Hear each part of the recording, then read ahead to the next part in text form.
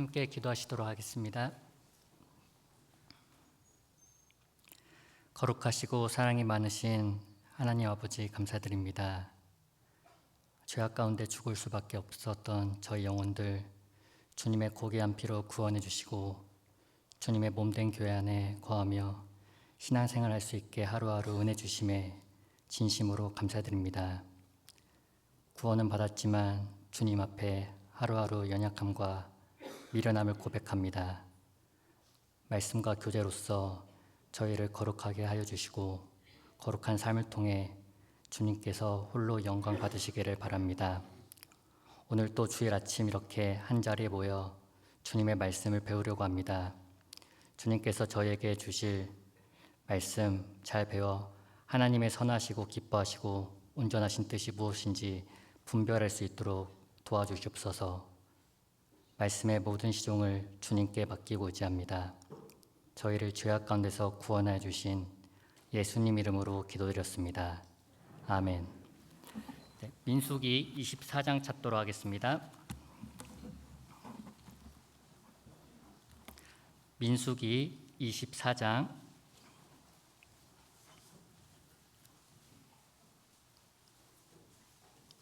1절에서 6절입니다. 본문 말씀 민수기 24장 1절에서 6절 제가 읽어 올리도록 하겠습니다. 발람이 자기가 이스라엘을 축복하는 것을 여호와께서 선히 여기심을 보고 전과 같이 사수를 쓰지 아니하고 그 낯을 광야로 향하여 눈을 들어 이스라엘이 그 지파대로 거하는 것을 보는 동시에 하나님의 신이 그 위에 임하신지라. 그가 노래를 지어 가로되 부올의 아들 발람이 말하며 눈을 감았던 자가 말하며 하나님의 말씀을 듣는 자 전능자의 이상을 보는 자 엎드려서 눈을 뜬 자가 말하기를 야곱이여 내 장막이 이스라엘이여 내 거처가 어찌 그리 아름다운고 그 벌어짐이 골짜기 같고 강가의 동산 같으며 여호와의 심으신 침향목들 같고 물가의 백향목들 같도다. 네, 다시 한번 인사드리겠습니다. 안녕하십니까? 청주교회 후원교회인 멕시코 샬테백 그리고 산파블로에서 교제하고 있는 이상백 형제입니다. 제가 재작년에 청주교회를 방문했었을 때는 말씀과 함께 산파블로 교회 소식을 전했었는데 오늘은 말씀과 함께 샬테백 교회 소식을 전하려고 합니다. 왜냐하면 올해 8월에 멕시코 교회들에서도 인사이동이 있었고 원래 상주하시면서 계셨던 선교사님께서 다른 지역으로 인사이동 때문에 발령이 나셔서 부족하게나마 그 자리에서 함께 샬테백 교회에서 교제하게 되었습니다. 마땅히 다른 선교사님께서 가셔서 상주하시면서 선교를 함에도 불구하고 현재 멕시코 선교 상황이 전도할 지역은 많고 선교지는 많은데 선교사님들 숫자가 부족하다 보니까 비록 산파블로 교회에서 거하면서 동시에 샬테백 교회를 섬길 수 있는 하나님께서 기회를 허락해 주셨습니다. 그래서 오늘 본문 말씀을 통해서 같이 교훈받고 중간중간 샬테백 교회 소식을 전하도록 하겠습니다. 우선 말씀을 배우기에 앞서서 재작년에도 동일한 양해 부탁을 드렸던 것 같은데 올해도 그러려고 합니다. 제가 멕시코에 있으면서 스페인어로 항상 설교를 하고 스페인어로 상담을 하고 또 스페인어를 계속 사용하다 보니까 한국말로 설교하는 게 상당히 낯설입니다. 그래서 중간중간 적절치 않은 단어 사용이 있을 수도 있고 문법이 원활하지도 않지만 그 점 좀 너그러운 마음으로 양해 부탁드리도록 하겠습니다. 우선 본문 말씀의 배경을 좀 설명을 드리도록 하겠습니다. 이스라엘 백성들이 애굽에서 400년간의 종살이를 마치고 하나님의 도움으로 인해서 홍해를 건너고 드디어 광야 생활 40년을 시작하게 되었습니다. 바로 가나안 땅에 들어갈 수 있었음에도 불구하고 하나님에 대한 불순종으로 말미암아 징계의 기간으로서 이스라엘 백성들은 40년 동안 살았어야 했었습니다. 비록 처음에는 징계의 기간으로 광야 40년을 시작했지만 그 징계 40년 동안 이스라엘 백성들은 하나님 앞에서 여러모로 많은 훈련을 받았고 드디어 끝날 무렵에 육신적으로 또 영적으로 많은 강한 민족이 되어 있었습니다. 특히 민수기 21장에 보면 아모리 족속 그리고 바산 족속과 싸워서 승리를 하고 드디어 가나안 땅에 들어가기 전 모압 평지에 도착해서 일어난 사건입니다. 모압 평지에 도착했을 때 그 당시 모압 왕 발락은 아주 심히 두려워하고 있던 상태였습니다. 왜냐하면 하나님께서 이스라엘 백성들을 통해서 어떻게 역사하셨는지를 분명히 알고 있었고 모압 왕 발락 역시 싸움을 해서는 물리적으로 절대 승산이 없다는 것을 알고 있었기 때문입니다. 그래서 모압 왕 발락은 한 가지 방법을 생각했는데 그 방법은 바로 선지자 한 명을 초청해서 그 선지자 입에서 바로 이스라엘 백성들을 저주하게 하는 것이었습니다. 저주를 통해서 이스라엘 힘을 미약하게 하고 그것으로 인해서 조금 해결책을 찾고자 하는 것이 모압 왕 발락의 뜻이었습니다. 그런데 어찌된 일인지 저주를 하라고 부른 선지자 발람의 입에서는 저주의 말들이 아닌 이스라엘 백성들을 오히려 축복하는 말들이 나왔고 그 축복의 내용이 오늘 본문 말씀인 민수기 23장 그리고 24장에 걸쳐 적혀져 있습니다. 이 축복의 내용을 살펴보면 왜 하나님께서 그토록 이스라엘 백성들을 축복하셨고 사랑하셨고 또 귀하게 여기셨는지를 알 수 있고 동시에 사도행전 7장에 보면 광야 교회라는 표현이 나오는데 신약시대 주님께서 왜 이리 우리 교회를 귀하게 보시고 사랑하시고 축복하시는지를 알 수 있습니다. 그래서 그 말씀을 좀 배워보려고 합니다. 우선 축복의 내용을 배우기 전에 한 가지 알아야 할 것이 있습니다. 성경에 나오는 선지자 발람 선지자는 거짓 선지자였습니다. 특히 신약 성경 유다서에 보면 가만히 들어온 거짓 교사들에 대해서 말하면서 가인의 길, 발람의 어그러진 길, 그리고 고라의 패역에 나오는데 성경 여러 곳에 보면 발람 선지자는 거짓 선지자의 대표로 나와 있습니다. 그런데 어떻게 거짓 선지자의 입에서 나온 이스라엘 백성들에 대한 축복의 내용을 배워볼 필요가 있고 신뢰할 수가 있었겠는가? 바로 그 답은 민수기 24장 2절에서 찾아볼 수 있습니다. 민수기 24장 2절 제가 한번 다시 읽어보도록 하겠습니다. 눈을 들어 이스라엘이 그 지파대로 거하는 것을 보는 동시에 하나님의 신이 그 위에 임하신지라. 비록 거짓 선지자였지만 하나님의 신, 이 당시 성령께서 거짓 선지자 발람에게 임하셨던 겁니다. 이것을 좀 더 이해하기 위해서는 구약시대 그리고 신약시대 성령님의 임재 방식을 좀 이해할 필요가 있겠습니다. 신약시대 같은 경우에는 한 사람이 구원을 받고 영원한 속죄를 깨달았을 때 내주하는 성령으로서 오시는 성령님입니다. 그래서 에베소서 4장에 보면 구속의 날까지 인치심을 받았다는 표현이 나오는데 즉 몸의 구원의 날까지 성령님은 저희 안에 내주하시면서 절대 떠나지 아니하시고 함께 하신다는 약속을 주셨던 겁니다. 그런데 구약시대 성령의 임재 방식은 조금 달랐습니다. 구약시대는 한 사람에게 성령이 임할 때 구원의 보증으로서 오시는 것이 아니라 하나님께서 특정한 목적을 가지고 특정한 사람에게 잠깐 임시적으로 성령이 오시는 것을 허락해 주셨던 겁니다. 그리고 그 특정한 목적이 끝났을 때 성령은 또 왔다 다시 나가시는 성령이었던 겁니다. 그래서 이 본문 말씀과 연결해서 생각해 보면 비록 발람 선지자는 하나님 옆에 거짓 선지자였지만 잠시나마 성령님께서 특정한 목적을 가지고 발람 선지자에 임하셨고 그 입을 통하여 이스라엘 백성들을 크게 축복하는 내용이 나와 있기에 아주 중요한 뜻과 의미를 담고 있다고 볼 수 있습니다. 그래서 오늘 비록 거짓 선지자 발람이었지만 그 입에서 나온 축복의 내용을 함께 배워보려고 합니다. 많은 축복의 내용이 있는데 사실 한 단어, 한 문장으로 요약될 수 있을 겁니다. 그 축복의 내용은 바로 24장 5절입니다. 24장 5절 제가 한번 다시 읽어보도록 하겠습니다. 야곱이여 내 장막이 이스라엘이여 내 거처가 어찌 그리 아름다운고 하나님께서 이스라엘 백성들을 보셨을 때 크게 감탄하셨습니다. 그 감탄사는 바로 어찌 그리 아름다운고라고 말씀하셨던 겁니다. 사실 이 당시 이스라엘 백성들은 크게 아름다울 만한 건덕지가 없던 백성이었습니다. 거처도 없이 유랑민족으로 광야에서 헤맸던 이스라엘 백성. 세상 사람들이 보기에는 아주 초라한 민족이었지만 하나님께서 보시기에는 어찌 그리 아름다운 거라고 말하실 정도로 크게 축복하고 아름다운 민족이었던 겁니다. 그럼 왜 이렇게 하나님께서 이스라엘을 보실 때 어찌 그리 아름다운 거라고 크게 감탄하시고 이스라엘을 축복하셨을까? 그 축복의 내용을 살펴보면 저희가 이해할 수 있을 겁니다. 축복의 내용 첫 번째를 보도록 하겠습니다. 민수기 23장 21절입니다. 거짓 선지자 발람의 입에서 나온 축복의 내용 첫 번째를 보도록 하겠습니다. 민수기 23장 20절 21절을 제가 한번 읽어보도록 하겠습니다.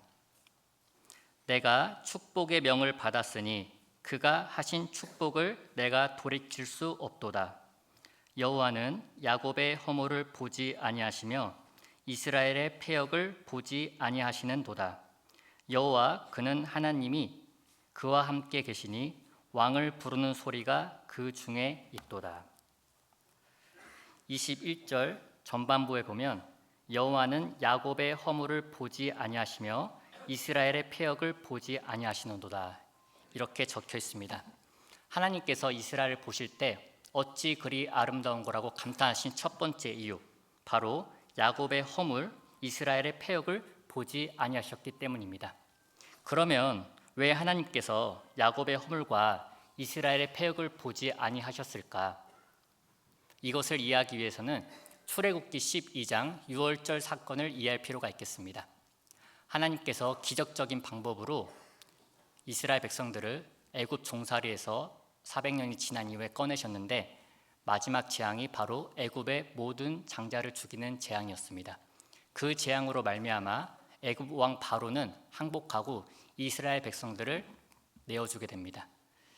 그런데 애굽의 장자를 죽이기 전에 애굽의 장자와 함께 이스라엘 백성들의 장자를 죽이지 않기 위해서 한 가지 하나님께서 방법을 허락해 주셨는데 그것은 어린 양을 잡아 어린 양의 피를 살고 있는 문, 좌우 설주와 임방에 바르게 하라는 것이었습니다.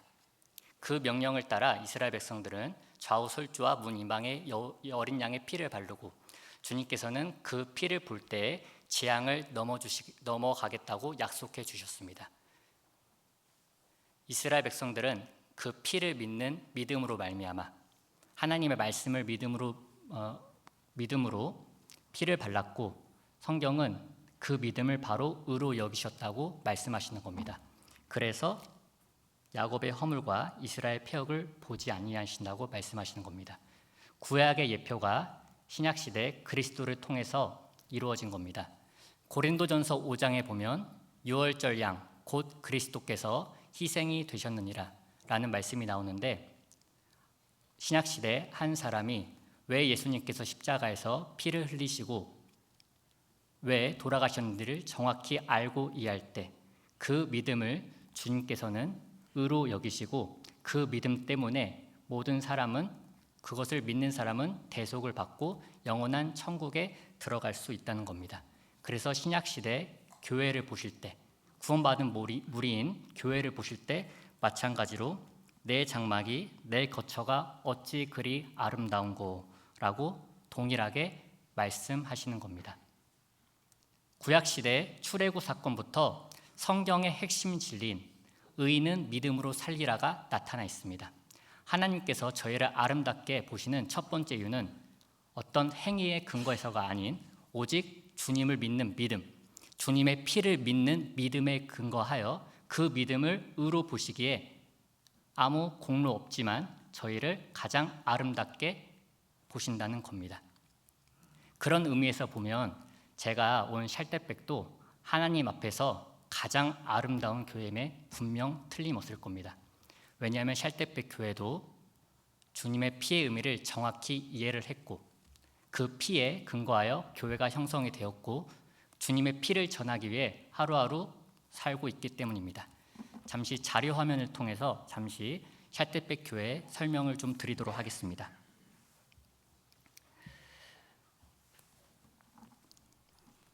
멕시코 사람들에게 혹시 샬텟백을 아시냐고 물어보면 제 생각에는 열의 9명 이상은 다 모른다고 분명 말할 겁니다.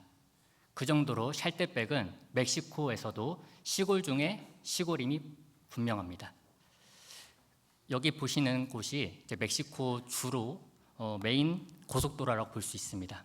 멕시코도 마찬가지로 고속도로를 가다 보면 양편에 많은 마을들이 형성돼 있는데 예전에는 이 고속도로를 다니면서 저런 곳에는 누가 살까, 저런 조그만한 곳에는 어떤 사람들이 살까 하면서 무심코 지나다녔던 곳이 바로 샬텟백이었습니다.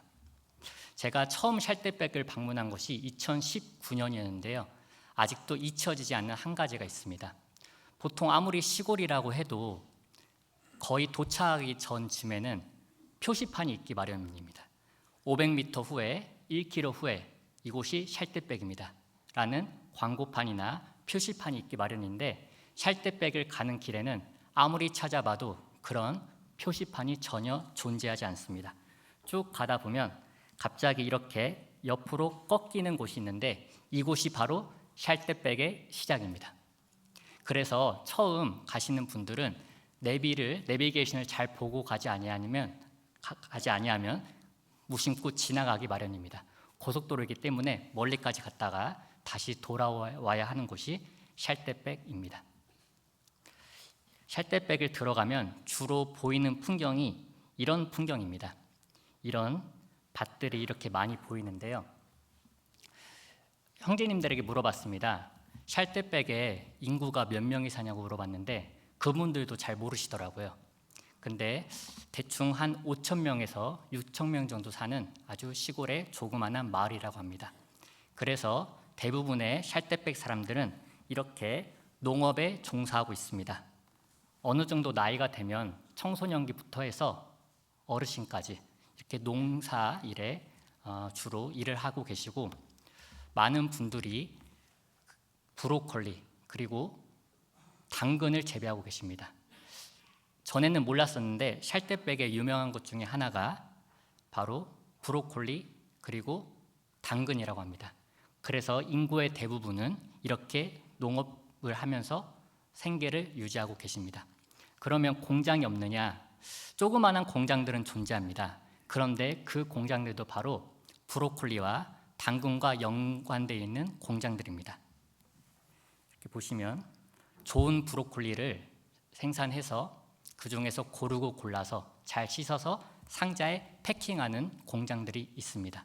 그럼 이 상자들을 큰 화물차에 실어서 멕시코 큰 도시 또는 심지어는 미국까지 이렇게 수출을 한다고 합니다.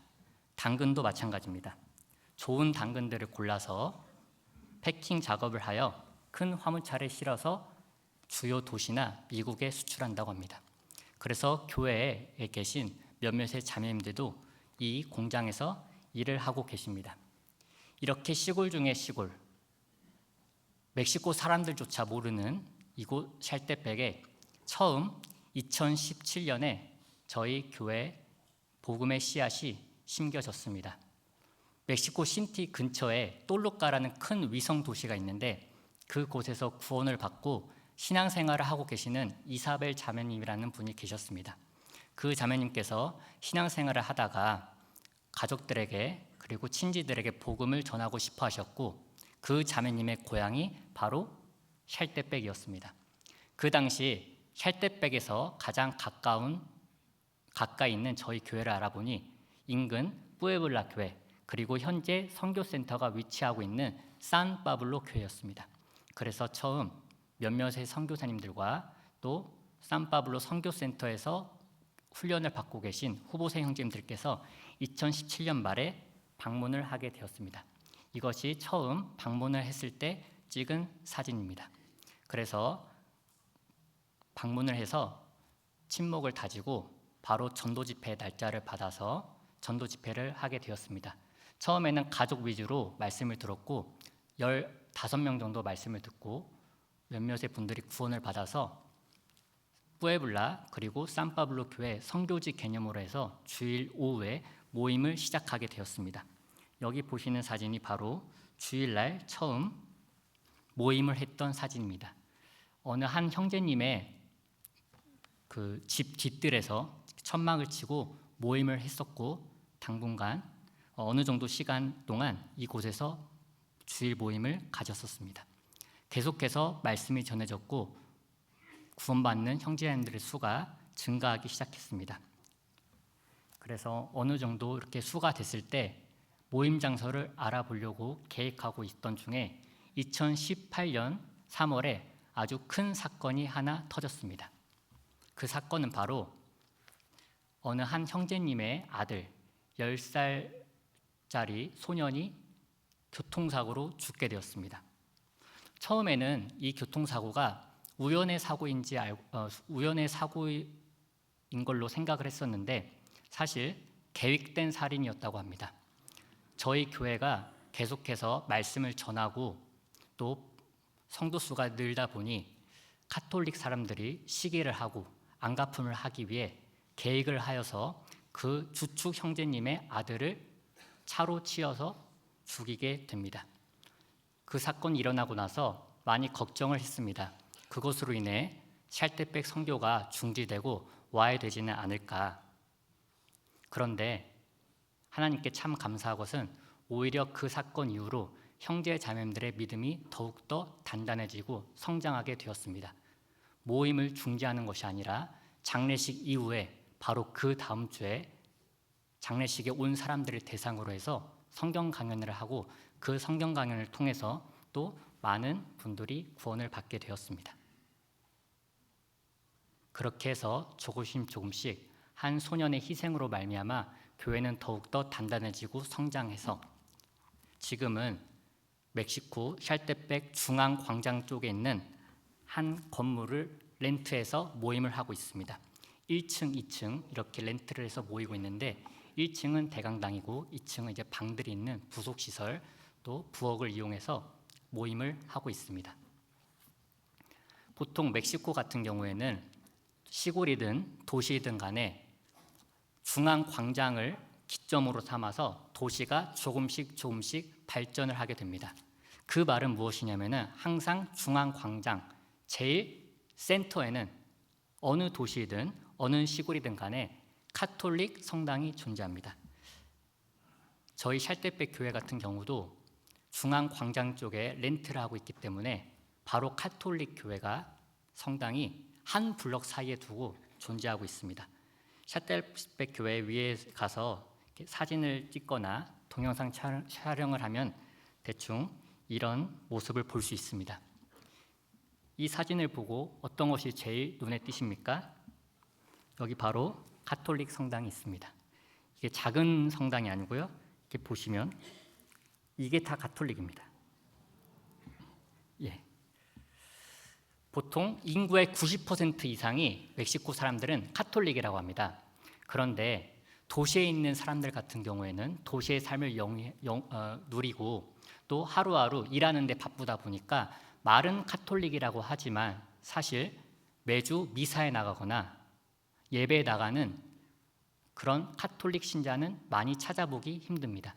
그런데 시골로 가면 갈수록 더욱더 카톨릭 신자가 많이 있고 말로만 카톨릭 신자라고 하는 것이 아니라 실제로 주일날 예배에 참석하고 미사에 참석하는 아주 신실한 카톨릭 사람들이 많이 있습니다. 저도 샬테백 가서 교제를 하기까지는 잘 몰랐는데 제가 생각했던 것보다 샬테백 교회 형제자매들께서 많은 카톨릭의 핍박을 받고 계셨습니다. 보통 저희 교회 사람들을 보면 스페인어로 볼테아도 이런 말을 합니다. 볼테아도는 한국말로 직역을 하자면 획 돌아선자입니다. 획 돌아선자. 즉 그 말은 의역을 하면 배신자라는 뜻입니다. 멕시코 사람들에게 있어서는 전통적으로 카톨릭을 섬겨왔고 대대손손 카톨릭 신자였는데 어느 날 갑자기 이단 종교가 이 시골 마을에 들어와서 복음을 전한다고 하니 당연히 배신자라고 할 수밖에 없는 겁니다. 즉 배신자 소리를 들으면서 신앙생활을 하고 계신 저희 샬대백 교회 성도님들입니다. 뿐만 아니라 어느 정도까지 사실인지 모르겠는데 형제 자매들은 이렇게 말을 합니다. 저희 교회당이 카톨릭 성당과 가깝기 때문에 매주 주일 카톨릭 사람들이 신부가 사람을 보내서 어느 사람들이 새롭게 저희 교회에 입교하는지 체크를 하고 있다고 합니다. 그렇게 체크를 하고 나중에 이제 동네에서 불이익을 주는 거죠. 그리고 또 저희의 말씀을 방해하려는지 모르겠는데 폭죽을 많이 터뜨립니다.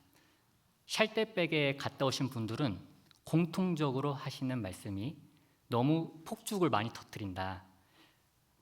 그런 말씀을 많이 하시는데 실제로 카톨릭 성당과 저희 교회당이 가깝다 보니까 그 폭죽 소리는 너무나 크게 들립니다. 조금 과장되게 설명을 드리면은 폭죽이 터질 때마다 심장이 아픕니다. 주일날 말씀을 전하고 있으면 폭죽 소리가 꺼질 때까지 10초 또는 20초 동안은 아무 소리도 안 들리기 때문에 말씀을 중지하고 그 폭죽 소리가 꺼질 때까지 기다려야 하는 경우도 있습니다. 다른 도시에도 살아본 저로서는 이해가 안 가는 상황이었습니다. 보통 카톨릭 모임을 한다고 해서 다른 곳에서는 그 폭죽을 터뜨리지는 않거든요. 그래서 오랫동안 카톨릭에 계셨고 또 아직도 많은 가족분들이 카톨릭에 계신 어느 형제님에게 그 이유를 물어보았습니다. 도대체 그냥 조용히 모임을 하면 되는데 왜 이렇게 폭죽을 터뜨리는지 이유를 물어봤습니다. 그 이유를 샬대백이라는 이름에서 찾을 수 있었습니다. 저희는 보통 샬대백 이렇게 얘기를 하는데 사실 풀네임은 여기 보시는 바와 같이 산 미겔 샬대백입니다. 지도에서도 보면 그냥 샬대백이라고 나와 있지 않고 산 미겔 샬대백이라고 나와 있는데 여기 보이는 미겔이 성경에 나와 있는 천사장 미카엘을 의미합니다. 왜 그런지 모르겠는데 카톨릭 중에서도 이 마을은 성 미가엘을 섬기는 곳이라고 합니다. 그래서 여기 보이는 한 장군같이 보이는 사람이 있는데 미가엘이라고 합니다. 그래서 이렇게 천사장 미가엘을 숭배하고 그를 기념하기 위해서 어떤 모르겠습니다. 민초판과 어떤 신속함을 의미하는 표현에서 폭죽을 터뜨린지 모르겠는데 그렇게 폭죽을 터뜨린다고 합니다. 형제 자매들과 교제를 하면서 히브리서가 많이 생각이 났습니다. 사도 바울께서도 복음을 전하셨을 때 많은 유대교회 유대인들의 핍박이 있었습니다.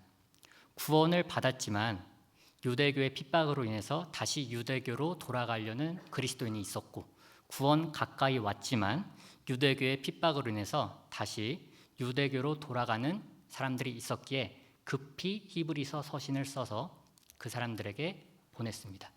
그 히브리서의 내용은 한마디로 예수 그리스도를 깊이 생각하라입니다.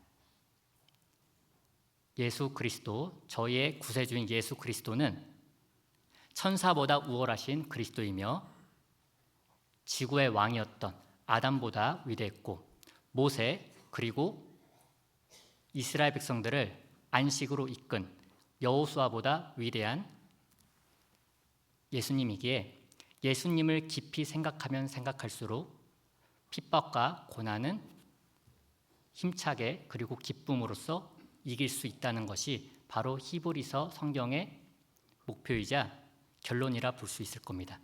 샬대백 교회 형제자매들에게 참 필요한 말씀이 아닌가라는 생각을 하게 되면서 어느 날 형제자매들과 함께 히브리서에 대해서 같이 공부를 한 적이 있습니다.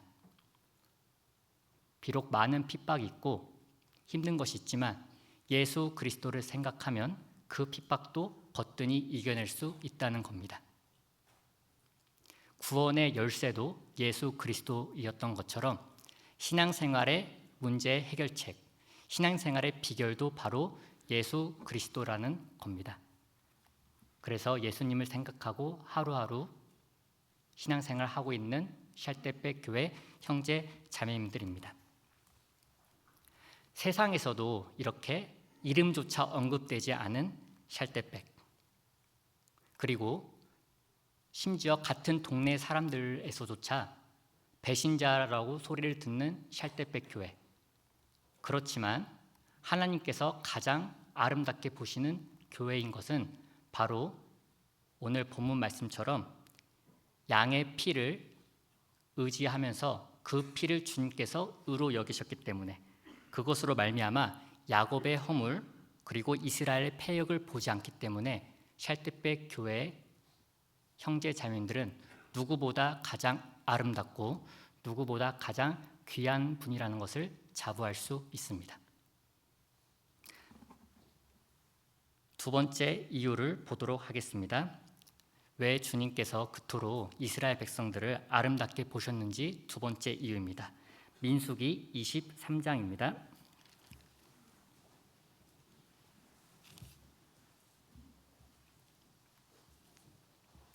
민수기 23장 9절입니다.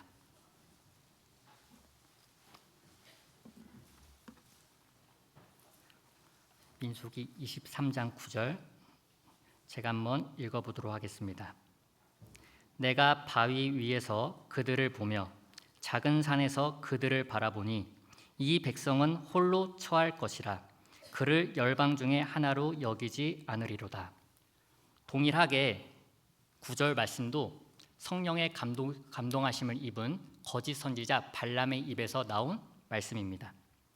여기 보면 중간부에 이 백성은 홀로 처할 것이라 그를 열방 중에 하나로 여기지 않으리로다 이렇게 나와 있는데, 하나님께서 이스라엘 백성들을 그토록 아름답게 보신 두 번째 이유, 바로 홀로 처하고 열방 중에 하나로 여기지 않으심을 받았기 때문입니다. 처음 이 구절을 봤을 때 홀로 처할 것이라 라는 구절이 잘 이해가 가지 않았습니다. 얼핏 보기에는 뭔가 따돌림을 당하는 무리 같고, 얼핏 보기에는 뭔가 외톨이인 느낌이 없지 않아 있는데, 여기서 홀로 처할 것이라는 의미는 바로 안전하게 거한다는 의미로 볼 수 있습니다. 그래서 스페인어 성경에도 아비타라 건피아도, 즉 안전한 무리이자 보호받는 무리라고 이렇게 번역이 되어 있습니다. 그리고 열방 중에 하나로 여기지 않으리로다. 양의 피를 경험했기에 이제는 다른 열방과 섞여서 살 수 없다는 의미일 겁니다. 사실 광야는 절대 쉬운 곳이 아니었습니다.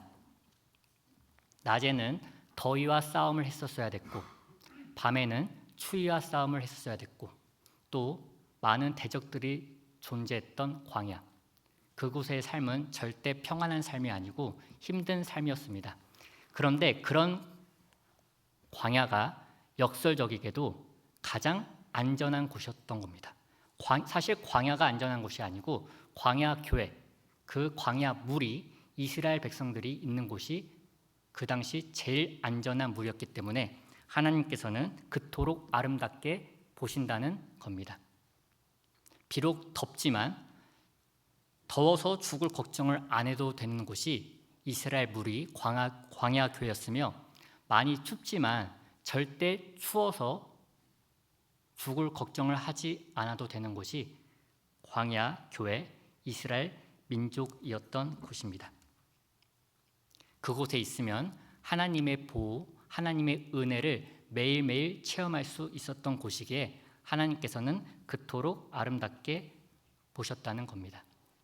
마찬가지로 신약시대에서도 하나님께서 교회를 아름답게 보시는 두 번째 이유는 구원받은 사람에게 있어서 제일 안전한 무리, 제일 많이 은혜를 받을 수 있는 곳이 바로 교회라는 것입니다. 그래서 제가 온 샬데백 교회도 샬데백에서 제일 안전한 곳이자 제일 보호받을 수 있는 무리임에 틀림없습니다. 저는 샬데백에 가기 전에, 교제를 하기 전에 한 가지 생각이 있었습니다. 시골이기 때문에 범죄 청정 지역이라고 생각을 했었습니다. 보통 멕시코는 많은 범죄들이 존재하는데 대부분의 범죄들은 술과 마약으로 인한 문제들이 많이 있습니다.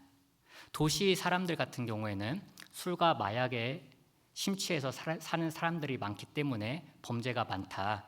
하지만 샬테백 같은 경우에는 그렇지는 않을 것이다 라고 생각하고 가서 형제 자매들과 교제를 해보니 실제로 그렇지는 않았습니다. 도시에서도 역사하는 사탄이 시골 지역 샬테백에서 동일하게 역사하고 있었고, 저희 교회 형제 자매들 같은 경우에도 구원받기 전부터 해오던 마약이나 술로 인해서 아직까지 내적으로 싸움을 하고 계시고 씨름하고 계신 분들이 제가 생각했던 것보다 많이 계셨습니다. 한국에 오기 전에 마지막 주일 말씀을 하고 모임을 하고 마지막으로 했던 상담도 바로 이런 종류의 상담이었습니다. 어느 한 형제님께서 구원을 받고 신앙생활을 기쁜 마음으로 하고 계셨는데 최근 들어 모임에도 잘 안 나오시고 또 잘 보이지 아니하시는 겁니다. 그래서 봉사회장님과 같이 신방을 갔었는데 얘긴즉슨 그거입니다.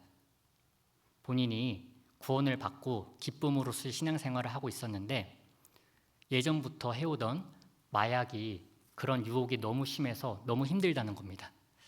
구원받고 난 이후에 조금씩 하긴 했었지만 최근에 한 마약을 끊은 지 8개월 정도 됐다고 하는데 다시 그런 유혹들이 생각이 나고 또 주변 친구들, 사람들을 만날 때마다 계속해서 유혹을 받아서 너무 내적으로 힘들다는 겁니다.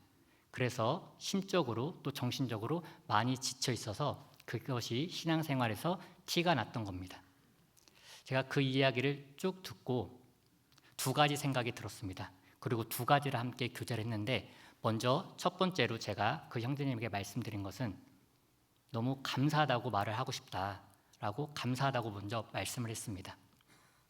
구원받기 전에는 그게 죄라고도 인식하지 못하고 살았던 마약과 술의 삶, 그런데 분명 구원을 받았고 성령이 내주하시기 때문에 성령님께서 매일 탄식하는 소리를 무시하지 아니하시고 마약과 싸우려는 삶, 그리고 실제로 8개월 정도 마약을 끊었다고 하는데 정말 그것이 너무 감사하다고, 그리고 분명히 하나님께서도 기뻐하실 거라고 형제님에게 이렇게 말을 해 주었습니다.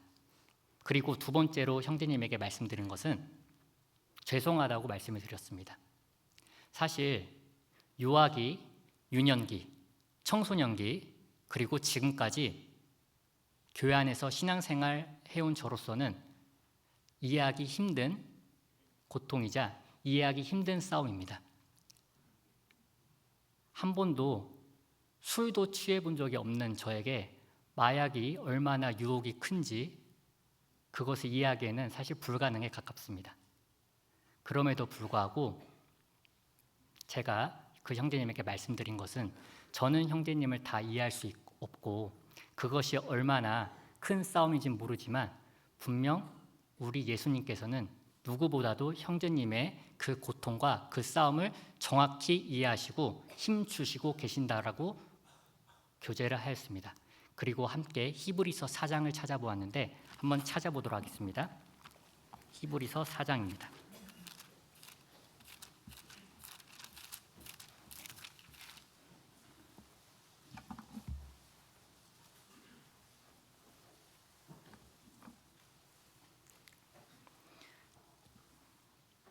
히브리서 4장 15절입니다. 히브리서 4장 15절 같이 한번 읽어보도록 하겠습니다. 우리에게 있는 대제사장은 우리 연약함을 체휼하지 아니하는 자가 아니요 모든 일에 우리와 한결같이 시험을 받은 자로되 죄는 없으시니라. 비록 저는 이해할 수 없지만 육신을 입고 이 세상에 오신 예수님은 모든 유혹과 모든 고통을 겪어내셨기에 충분히 형제님의 그런 내적인 씨름을 이해할 수 있고 이해하기에 힘주실 수 있는 분이라고 교제를 하였습니다. 그것뿐만 아니라 형제님 입장에서는 비록 유혹을 받고 하나님 앞에 넘어지더라도 절대 붙잡아야 하는 말씀이 바로 그 다음 구절 16절이라고 함께 교제를 하였습니다. 16절도 같이 한번 읽어보도록 하겠습니다. 그러므로 우리가 긍휼하심을 받고 때를 따라 돕는 은혜를 얻기 위하여 은혜의 보좌 앞에 담대히 나아갈 것이니라. 죄를 지면 보통 사람은 하나님 앞에 낯을 숨기고 부끄러워지기 마련입니다. 그럼에도 불구하고 하나님께서는 계속해서 저에게 은혜를 주시기 위해 은혜의 보좌에서 기다리고 계시고, 형제님이 비록 실수할 수는 있지만 절대 떠나서 안 되는 곳은 바로 은혜의 보좌이기 때문에 형제님 입장에서는 계속해서 담대히 나아가라고 교제를 해 주었습니다. 이렇게 구원받기 전부터 삶에 안 좋은 흔적들이 있기 때문에 구원받고 난 이후에도 힘들게 신앙생활을 하시지만 어떤 모양이든 어떤 형태로든 간에 하나님께 참 감사한 것은 동일한 결론에 도달합니다. 바로 은혜의 보좌, 교회를 절대 떠나지 말자입니다. 계속해서 은혜가 공급되고 있고 계속해서 하나님이 보호하심이, 하나님이 제일 안전하게 두신 곳이 교회이기 때문에 그 교회에 거해서 말씀을 배우다 보면은 조금씩 죄도 이겨내고 하나님 앞에 쓰임 받을 수 있을 거라 함께 교제를 하였습니다. 시편 36편에 보면 바로 그 은혜의 보좌가 주의 날개 그늘 아래라고 나와 있습니다. 멕시코에 개인적으로 살면서 여러 가지 위로를 받은 구절들이 많이 있는데 최근에 개인적으로 가장 위로를 받은 말씀이 시편 36편입니다. 함께 나누고 싶습니다. 시편 36편입니다.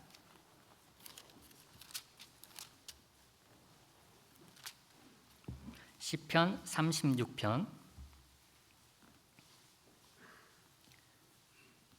7절입니다.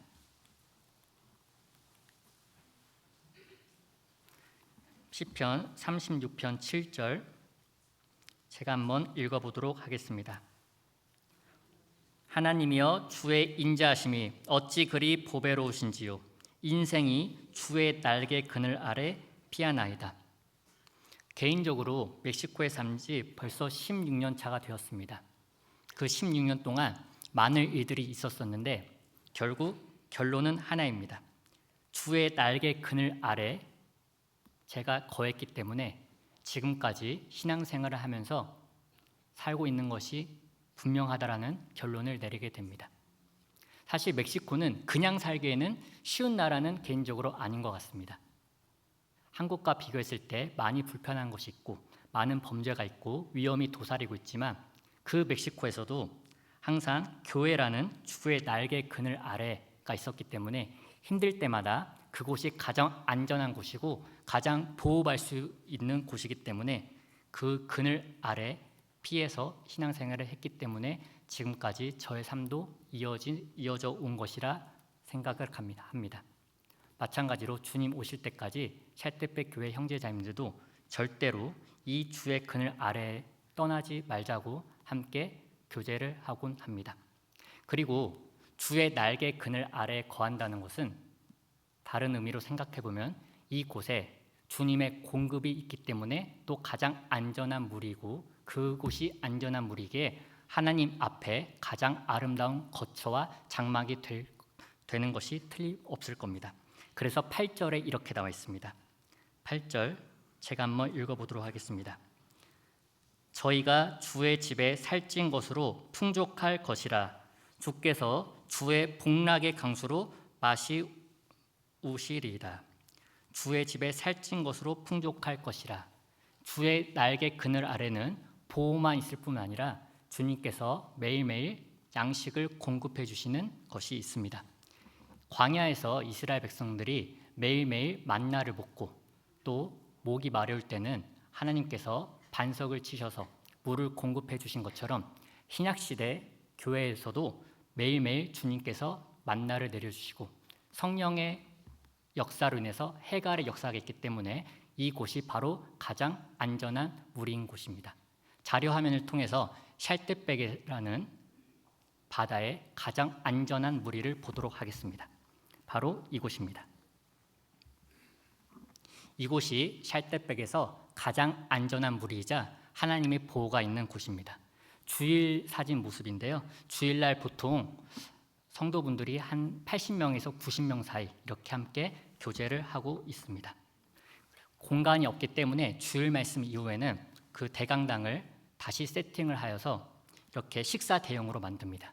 최근에는 이 공간도 부족해가지고 어린이나 또 교회학교 교사들 또 유아를 가지고 계신 어머님들은 위에서 또 이렇게 식사를 하고 계십니다. 그리고 또 수요 말씀입니다. 수요 말씀 때도 이렇게 매일매일 매주 수요일 날 동일하게 한국과 동일하게 서울교회 수요 말씀 더빙된 것을 가지고 양식의 공급을 받고 있습니다. 혹시 느끼셨는지 모르겠는데 수요일 날 인원을 보면은 형제님들의 숫자가 현저히 줄어듭니다. 왜냐하면 보통 아까 말씀드린 대로 샬대백은 인구의 대부분이 농업에 종사한다고 했는데 저희 교회 봉사의 형제님들 같은 경우에는 나이도 조금 있고 하시다 보니까 농업의 일이 힘드시고 또 농업 일이 임금이 적다고 합니다. 그래서 다른 도시에 가셔서 그 근처에 있는 한 2시간 또는 3시간 떨어진 다른 곳에 주중에 가셔서 그곳에서 공사 현장에서 일을 하시고 금요일 오후나 또는 토요일 아침에 다시 복귀를 하십니다. 그래서 제가 처음 샬대백에 갔을 때 주중에는 수요일 말고는 모임이 없었습니다. 그러니까 즉 형제님들이 없기 때문에 모임을 하기가 좀 힘든 형편이어서 대부분의 모임이 금요일, 토요일, 일요일 이렇게 형성돼 있습니다. 즉 수요일 같은 경우에도 형제님들이 다른 도시에 가서 일을 하고 계시기에 자매님들의 숫자가 더 현저히 많은 것을 볼 수 있습니다. 그리고 매주 진행되는 모임은 금요일 날 오후에 교사 모임이 있습니다. 그리고 토요일 오후 5시에 또 청년의 모임이 있습니다. 청년 같은 경우에는 한 15명에서 20명 정도 사이의 청년들과 함께 교제를 하고 있습니다. 최근에 9월에 또 청년들과 함께 야유교제도 다녀왔습니다. 원래 야유교제가 목적은 아니었고 산파블로 교회 청년들과 함께 연합교제가 있어서 산파블로 교회당에서 토요일 오후에 모임이 있었는데 이제 멀리서 이렇게 오는데 한 1시간 정도 이상 걸려서 오는데 이제 혹시 오전에 시간이 되냐고 물어보니 다들 된다는 겁니다. 그래서 뿌에블라 근처 유명한 관광지에 가가지고 또 이렇게 같이 시간을 보냈습니다. 제가 한 가지 청년들에게 물어봤습니다. 여기 관광지를 와본 적이 있는 청년들이 있는가 전에 한 15명 이상의 청년들이 갔는데 그중 아무도 없다고 했습니다. 속으로는 놀랐지만 놀란 척은 하지 않았습니다. 그래서 제가 물어봤습니다. 그래도 뿌에블라 정도면은 샬대백에서 가깝고 맘만 먹으면 언제든지 올 수 있는데 왜 오지 않았느냐 하니까 어느 한 자매님의 대답을 듣고 그분들의 삶을 조금 더 이해할 수 있었습니다. 사실 여행이라는 것도 관광이라는 것도 잘 생각해 보면은 시간이 투자돼야 된다는 겁니다. 시간뿐만 아니라 또 어디를 가기 위해서는 물질이 투자되어야 되고 또 어디를 가기 위해서는 어쨌든 자기의 생업을 포기하고 가야 되는데 많은 청년들이 이미 부모님을 따라서 농업에서 일을 하는 분들도 있고 또 개인 차로 가면은 샬대백에서 뿌에블라까지 1시간 정도면 길이 안 막히면 1시간 정도면 이동을 하는데 대중교통을 타고 이용을 하면은 2시간에서 최대 3시간까지 걸린다고 합니다. 시골이다 보니 교통이 좋지 않아서 버스도 매분마다 있는 것이 아니라 매 시간마다도 있는 것이 아니고 많이 없기 때문에 그렇게 2-3시간 걸린다고 합니다. 즉 이분들에게 있어서는 가까운 도시조차 나올 수 있는 형편이 되지 않는 분들인 것입니다. 그리고 또 매주 구역 모임을 하고 있습니다. 총 4구역이 있는데 1구역, 2구역, 3구역, 4구역 한 달에 한 번씩 돌아가면서 모임을 하고 있습니다. 여기 보시는 형제 자매님들은 사실 삶을 하나하나 살펴보고 교제를 해보면은 많이 어렵고 많이 힘드신 분들이 있습니다. 그럼에도 불구하고 하나님 말씀을 의지해서 제가 말씀드릴 수 있는 것은 이곳이 가장 하나님께서 보시는 안전한 무리이자 가장 은혜 받을 수 있는 곳이기에 저희가 비록 이해는 가지 않지만 이곳에서 주님의 날개 그늘 아래 계속해서 거하자고 함께 교제를 합니다.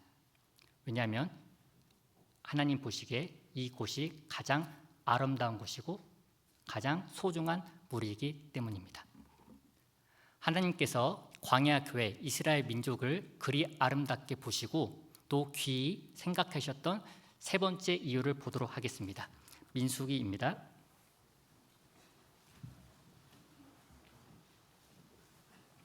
민수기 23장 20절입니다.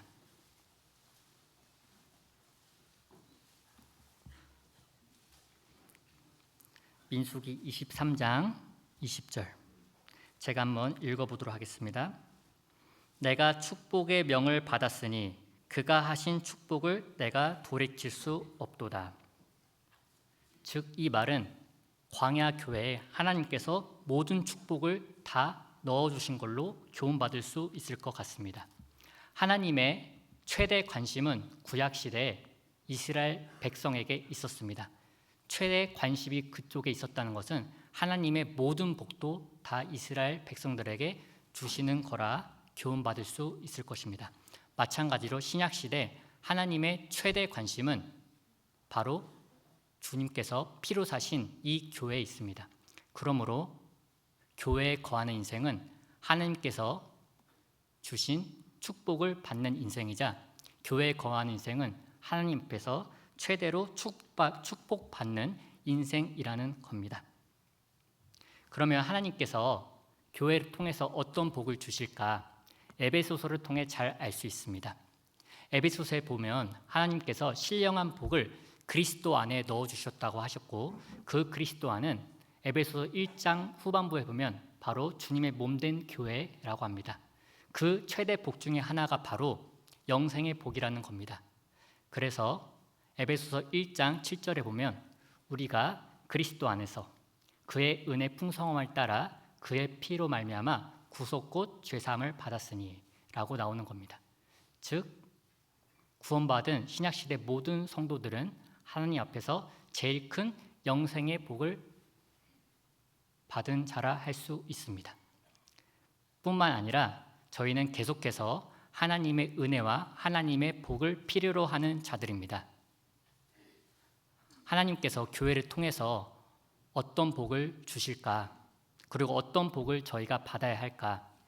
아무리 생각하고 다시 생각해봐도 저희가 받은 이 구원의 영생의 복이 너무나 큰 것처럼 저희가 아는 지인들, 친척들, 그리고 가족들의 영생의 복을 받았을 때 분명 하나님 앞에 제일 큰 복 있는 인생이라 할 수 있을 겁니다. 신앙생활을 하다 보면 많은 형제자매들을 만나고 대화를 하게 됩니다. 겉으로 보기에는 많은 문제들이 없을 것 같고 사업이 크게 번창하시고 또 병중에 계신 분이 아니라 할지라도 만약에 가까운 가족분들이나 친척들이 구원받지 아니한 것을 알게 되면 그분들의 간증을 통해서 마음 깊숙한 곳에 큰 슬픔과 고통이 있다는 것을 알 수 있습니다. 반대로 이 세상에서는 비록 보잘것이 없지만 구원받고 난 이후에 함께 가족들하고 신앙생활을 하는 것 자체가 하나님께서 구원받은 사람들에게 주실 수 있는 가장 큰 복 중에 하나가 아닌가라는 생각을 신앙생활을 할 때마다 느끼게 되는 것 같습니다. 그런 의미에서 보면은 제가 온 샬테백 교회는 하나님 앞에서 아주 큰 복을 받은 형제 자매들아 볼 수 있습니다. 영생의 복을 받았을 뿐만 아니라 많은 분들이 가족 전도를 하고 그 가족 전도를 성공해서 같이 샬테백 교회에서 신앙생활을 하고 있기 때문입니다. 봉사회장님의 예를 한번 들어보겠습니다. 봉사회장님 같은 경우에는 자매님, 자녀들과 함께 신앙생활을 하고 있고 성함이 루시오 형제님인데요. 그리고 큰 형님의 가족 또 다 구원을 받고 신앙생활을 하고 있습니다.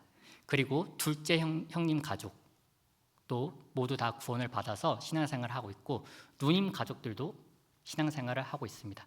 그 조카들이 또 결혼을 해서 애를 낳고 함께 또 교회에 모이고 있습니다. 아마 봉사회장님 가족만 하더라도 한 좋게 30명 정도는 되는 것 같습니다. 아주 샬대백 교회에서 큰 퍼센트를 이루고 있는 핵심 요원의 가족들입니다. 이렇게 생각을 하게 되었었습니다.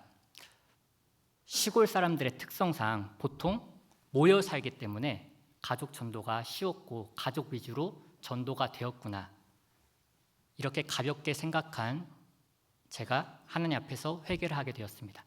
가족 전도는 가까이 산다고 무조건 되는 것도 아니고 멀리 산다고 무조건 안 되는 것도 아니고 하나님께서 그 문을 열어주실 때 되는 건데 어찌 됐든 간에 샬대백 교회 같은 경우에는 가족 전도의 문을 하나님께서 많이 열어주셔서 가족들과 함께 육신적인 가족뿐만 아니라 영적인 가족이 되어서 신앙생활을 하고 있습니다.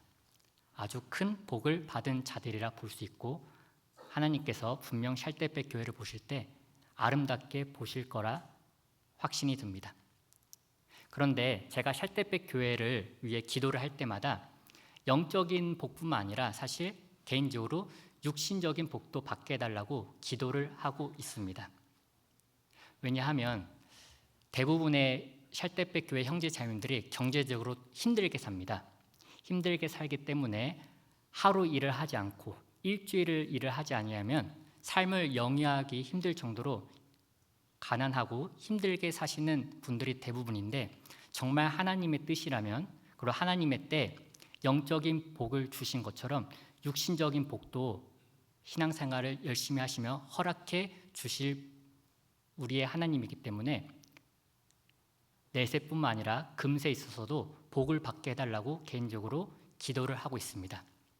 제가 올해 9월에 라글로리아라는 지역을 가서 전도 집회를 하게 되었습니다. 그런데 라글로리아라는 곳을 가서 집회를 하러 갔는데 아주 깜짝 놀랐습니다. 라글로리아는 멕시코 선교 지역 중에서 거의 첫 번째로 된 선교 지역으로 멕시코 분들 중에서 첫 열매가 멕시코 시티에 계신 후안 형제님인데 그 후안 형제님의 고향이 바로 라글로리아입니다. 그래서 본격적으로 2008년부터 선교가 그쪽에서 시작되었고 저희 교회가 형성되어 있는데요. 선교 초창기에는 라글로리아를 많이 방문하고 했었는데 시간이 지나면 지날수록 선교지도 많고 또 권역이 다르다 보니 라글로리아를 방문 안 한 지가 한 5년에서 6년 이렇게 가까이 됐을 때 올해 9월에 가게 되었습니다. 그런데 가고 깜짝 놀란 것이 영적인 축복뿐만 아니라 육신적으로도 많은 축복을 하나님께 받아 있었기 때문입니다. 보통 라글로리아 하면은 저는 10년 전 기억에 멈춰 있었기 때문에 일주일에 물이 2번 또는 3번 나오는 지역으로 알고 있었고 또 핸드폰 통신은 잘 터지지 않고 인터넷도 들어오지 않는 곳이라고 생각을 하고 마음을 단단히 먹고 라글로리아 집회에 갔습니다. 지금은 그곳에 멕시코 현지 선교사님께서 사역을 하고 계신데 제가 조심스레 물어봤습니다. 혹시 물이 나오는 날이 언제인지 그 물이 나오는 날에 맞춰서 제가 이틀이나 또는 3일에 한번 샤워를 하려고 한다. 알려달라고 말하니까 아직도 그 현지 선교사님의 그 눈빛을 잊을 수가 없습니다. 저를 되게 이상하게 보면서 왜 그렇게 물어보느냐고 물은 매일 나오는 거 아니냐고 오히려 저희에게 이렇게 반문을 하였습니다. 순간 내가 알고 있는 라글로리아 많이 변했다는 생각을 해서 그러면 혹시 뜨거운 물을 언제 이렇게 사용 가능한지 물어보니까 또 현지 선교사님께서 뜨거운 물은 틀면 나온다고 말씀해 주셨습니다. 예전에는 장작을 패서 그 장작불로 해가지고 뜨거운 물을 데펴서 샤워를 했던 기억에 멈춰있던 저에게 있어서는 아주 큰 충격이었습니다. 그리고 핸드폰 통신도 잘 터지고 심지어 인터넷까지 들어오는 라글로리아로 발달돼 있었습니다. 아주 그곳에 있으면서 샬데백 생각이 많이 났는데요. 왜냐하면 라글로리아도 한 인구가 5,000명 또는 6,000명밖에 안 되는 아주 시골 지역이기 때문입니다. 잠깐 그 자료를 보고 좀 설명을 드리도록 하겠습니다. 이곳이 바로 라글로리아 교회당입니다. 한 7, 8년 전에 이제 교회당 건물도 구입을 하였고 증축을 하여서 이렇게 저희 교회당이 라글로리아에 있습니다. 멀리서 본 사진이고요. 샬데백 동네 풍경과 아주 흡사합니다. 그런데 다른 각도에서 한번 교회당 사진을 찍어 보았습니다. 혹시 뭐 이상한 거를 느끼십니까? 저는 여기를 도착하고 너무나 놀랐습니다. 왜냐하면 이 곳에만 바로 포장이 깔려 있습니다. 보통 이렇게 놀라주시니 너무 감사합니다. 한국에서 포장으로 인해서 이렇게 놀랄 반응이 나올 줄은 몰랐습니다. 보통 라글로리아 또는 샬데백 같은 경우에는 보통 비포장이 많은 것이 사실입니다. 그런데 교회당 앞에만 이렇게 포장이 깔려 있고 이제 이쪽도 포장이 깔려 있는데 이쪽은 여기가 봉사회장님의 사택입니다.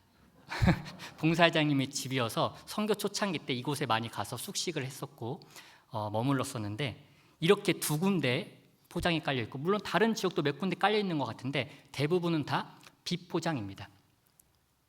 그리스도인에게 우연이 없다라는 구절이 생각이 납니다. 하나님의 섭리를 하루하루 인정하면서 살아야 되는 저희에게 있어서는 분명 이것은 우연이 아닐 거라는 겁니다. 보통 라글로리아의 풍경의 모습은 이거인데 저희 교회당 앞에만 포장이 깔려 있습니다. 하나님께서 분명히 영적인 복뿐만 아니라 육신적인 복도 주시는 것이 사실이라는 것이고 그것을 위해서 제가 샬데백 교회를 생각할 때마다 기도하고 있습니다. 물론 이렇게 설교석상에서는 제가 한 번도 이런 말을 한 적이 없고 언급을 또 피하려고 합니다.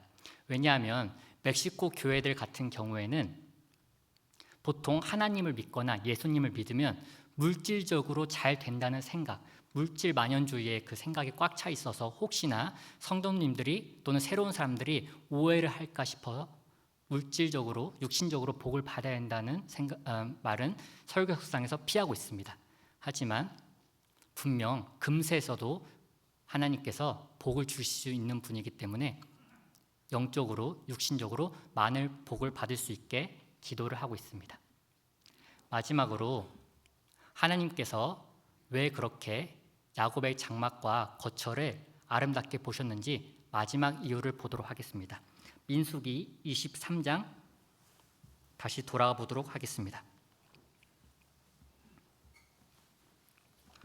민수기 23장 22절입니다. 민수기 23장 22절 제가 한번 읽어보도록 하겠습니다. 하나님이 그들을 애굽에서 인도하여 내셨으니 그 힘이 들소와 같도다. 마찬가지로 성령의 감동을 입고 거짓 선지자 입에서 나온 하나님의 말씀입니다. 하나님께서 들소와 같은 큰 힘으로 이스라엘 백성들을 애굽에서 탈출시킨 것에 대한 찬양하는 내용인데요. 이 들소와 같은 힘을 가진 하나님께서 분명히 구약시대 이스라엘 백성들에게 힘을 주시고 마찬가지로 신약시대에서도 우리 교회에게 이 들소와 같은 힘을 주시고 있기 때문에 하나님 앞에서 이 거처, 이 장막은 어찌 그리 아름다운 거라고 말할 수 있을 겁니다. 성경 여러 곳에 보면 하나님께서는 사랑하는 자, 백성들을 위해서 힘과 능을 주신다는 말씀들이 많이 나와 있는데 한 구절을 보도록 하겠습니다.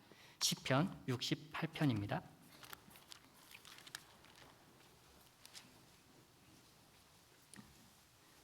시편 68편 35절입니다.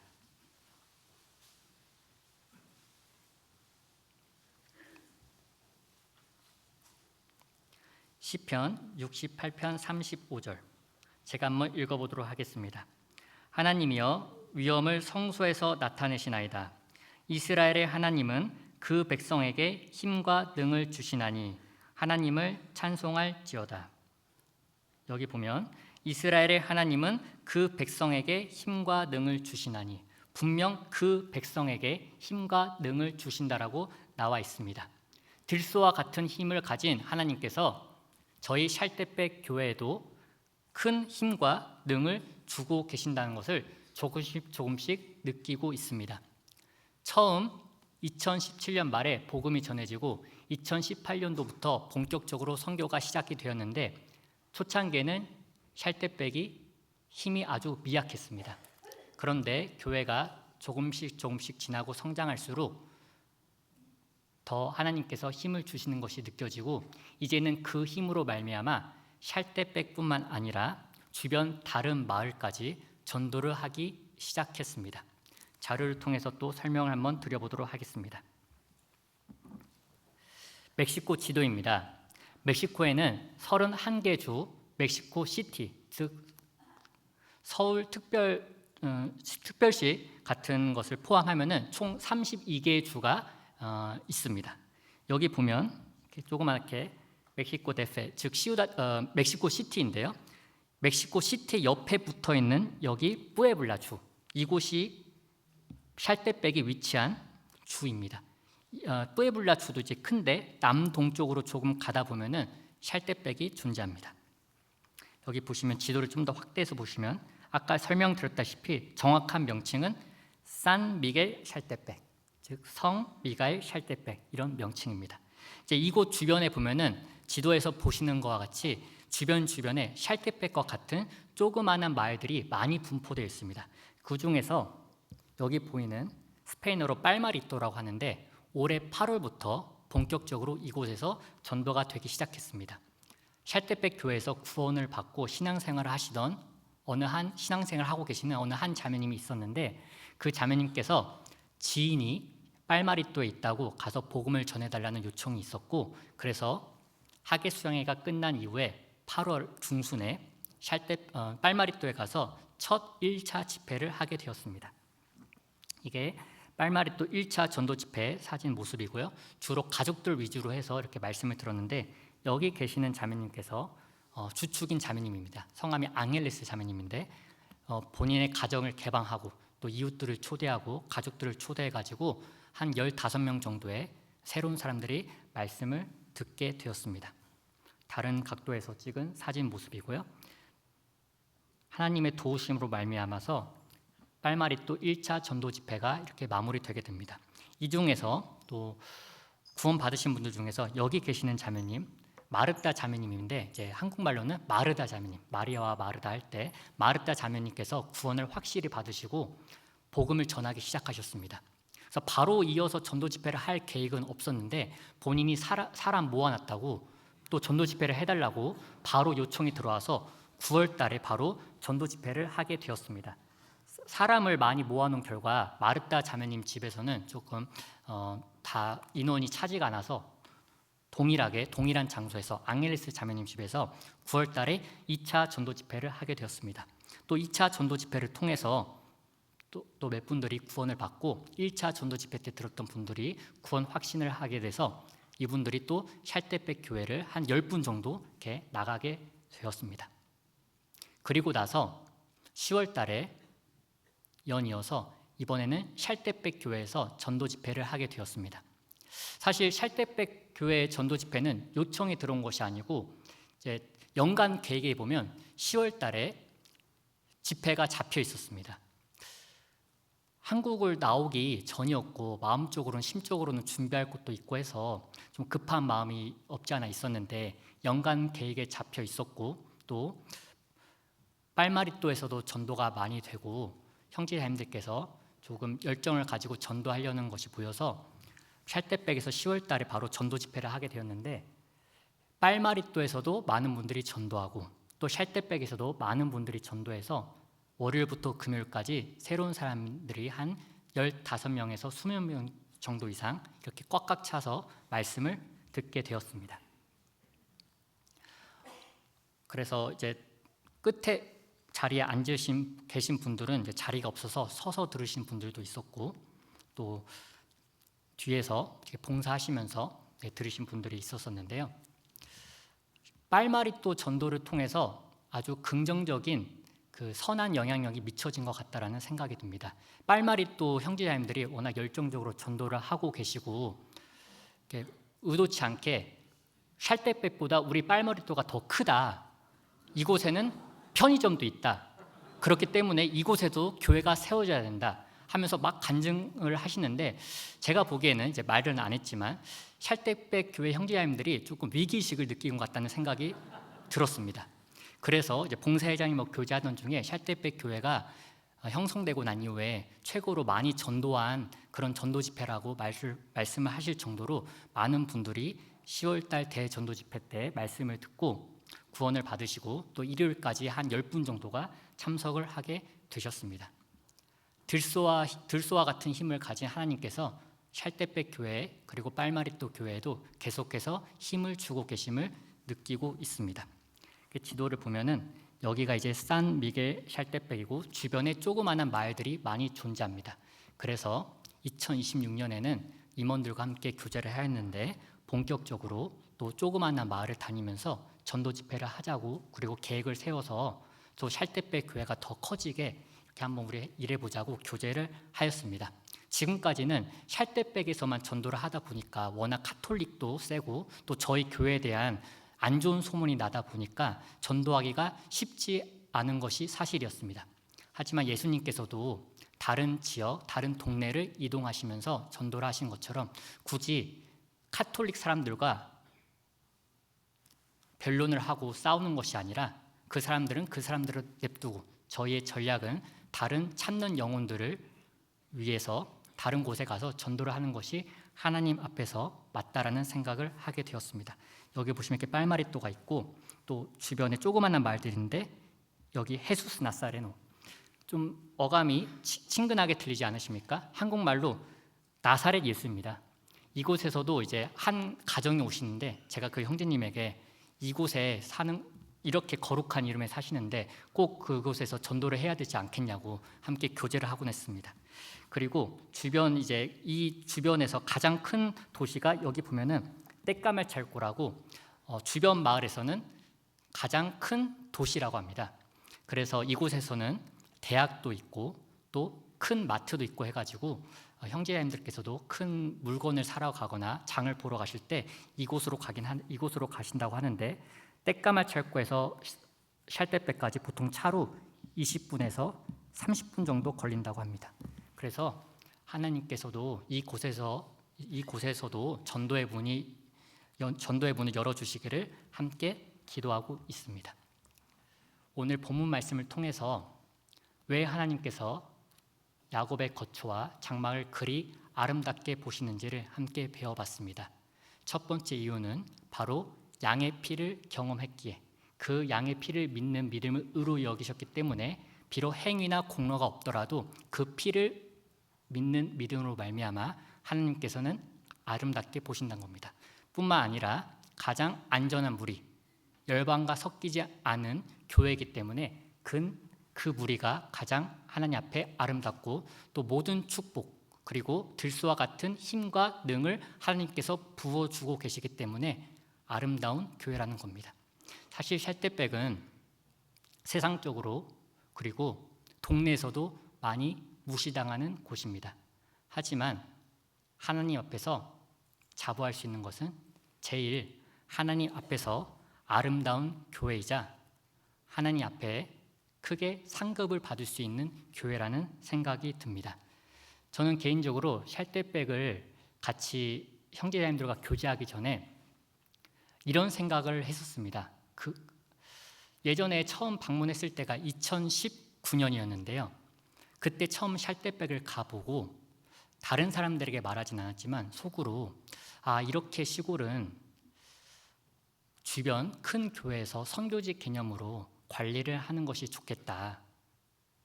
아직도 많은 도시, 많은 곳에서 선교사님들을 필요로 하고 저희 교회를 필요로 하기 때문에 더 급한 곳이 도시지 않을까라는 생각을 혼자 하게 되었습니다. 나름 성경적인 이유도 가지고 있었습니다.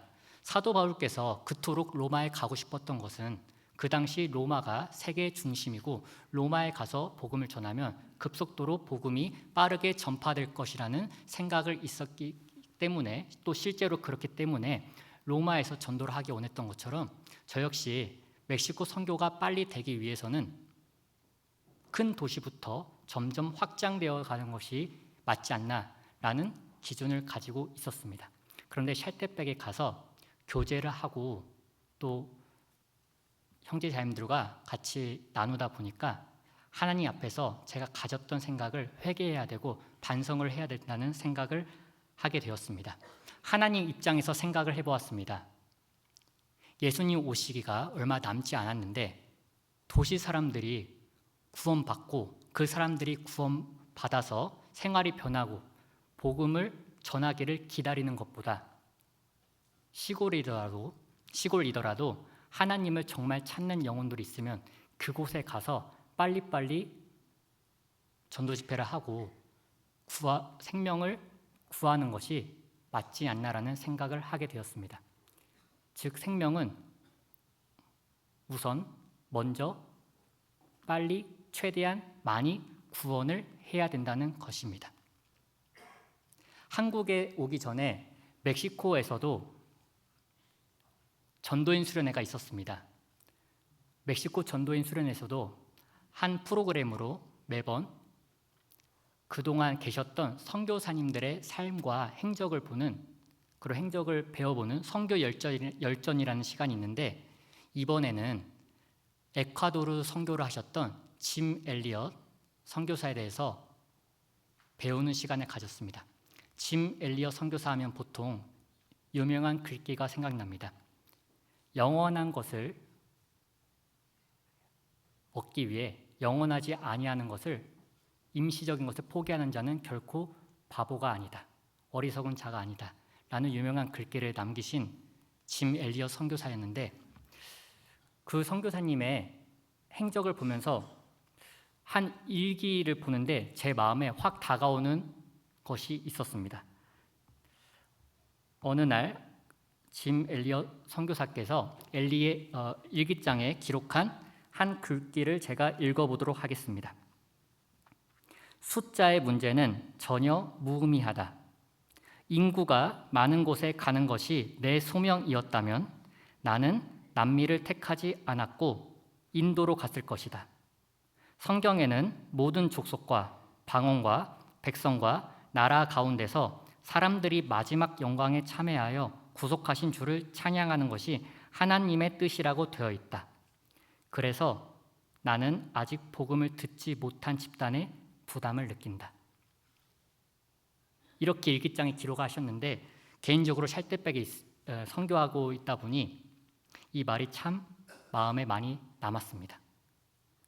하나님 앞에서는 숫자의 문제는 전혀 무의미하다. 즉 생명은 최대한 빨리 신속하게 건지는 것이 하나님의 뜻이라는 겁니다. 멕시코 선교를 하다 보니 하나님 앞에서 큰 빚진 자인 것을 우선 첫 번째로 느끼고, 또 한국에 나올 때마다 느끼는 것은 한국 교회 형제자님들에게 큰 빚을 지고 있다는 생각을 하게 됩니다. 보이지는 않지만 많은 곳에서 멕시코 선교를 위해 기도해 주시는 분들이 있었고, 기도뿐만 아니라 물질적으로 또 많은 헌신을 하신 형제자매님들의 수고와 노력을 생각할 때 많은 빚을 지고 있다라는 생각을 듭니다. 그래서 이 자리를 빌어서 멕시코 선교, 샬테백 교회와 산파블로 교회를 위해서 많이 기도해 주시고 후원해 주신 청주교회 형제자매님들에게 정말 감사의 인사를 꼭 전하고 싶었습니다. 마지막으로 조금 시간이 남아서 개인 간증을 하고 마치려고 합니다. 저는 한국에 올 때마다 느끼는 것이 하나 있습니다. 한국은 너무 살기 좋은 나라입니다. 올 때마다 저는 멕시코에 많이 적응을 했고 또 멕시코에 사는 것이 편하기 때문에 한국에 올 때마다 그렇게 좋을 거라고 생각은 안 하는데 올 때마다 좋습니다. 공항에 내리자마자 공항의 불빛부터 조명부터 다릅니다. 그리고 왜 그런지 모르겠는데 한국 사람들은 얼굴에서부터가 이렇게 광이 납니다. 그래서 너무 한국이라는 나라가 많이 살기 좋고, 또 오늘 말씀 배운 것처럼 예전에 어느 목사님께서 하시는 말씀을 들었습니다. 한국도 원래는 살기가 힘든 곳이었는데 본격적으로 복음을 전하기 시작하고 본격적으로 해외 선교가 시작됐을 때 급격하게 경제 발전을 이루게 되었다는 것을 느끼고 보고, 또 그것이 결코 우연이 아니라는 겁니다. 그래서 아직 온지, 제가 이번 주 수요일에 왔기 때문에 온지 한 4일밖에 되지 않았는데 4일 있으면서 한국이 너무 좋은 겁니다.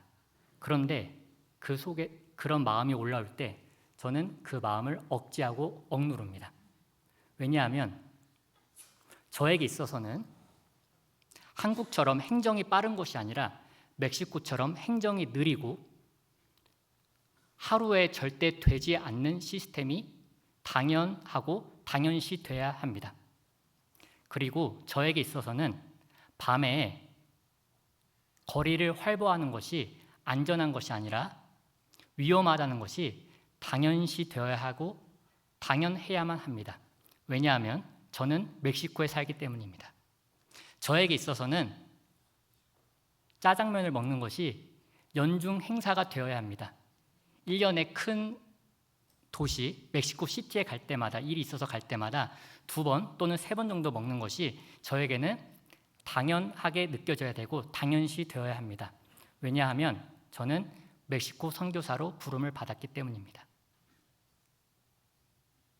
환경은 부차적이라는 것을 항상 하나님 앞에서 생각하게 됩니다. 중요한 것은 그 환경 가운데서 어떤 마음을 가지고 하루하루 어떻게 사느냐에 따라서 하나님 앞에 갔을 때 상급이 정해진다는 것을 생각을 하게 됩니다. 그래서 비록 불편한 것이 있고 비록 위험한 것이 있지만 저에게는 그게 당연시 돼야 되고 당연한 삶이 되어야 한다는 것을 다시 한번 느끼고 생각하게 되는 짧은 시간이지만 그것을 느끼게 되었습니다. 항상 선교를 위해 기도해 주심에 진심으로 감사드리고 2026년에도 하나님 앞에서 청주교회 그리고 샬롯백 교회가 계속해서 아름다운 교회로 성장하기를 저 역시 멀리서나마 기도하도록 하겠습니다. 기도하도록 하겠습니다.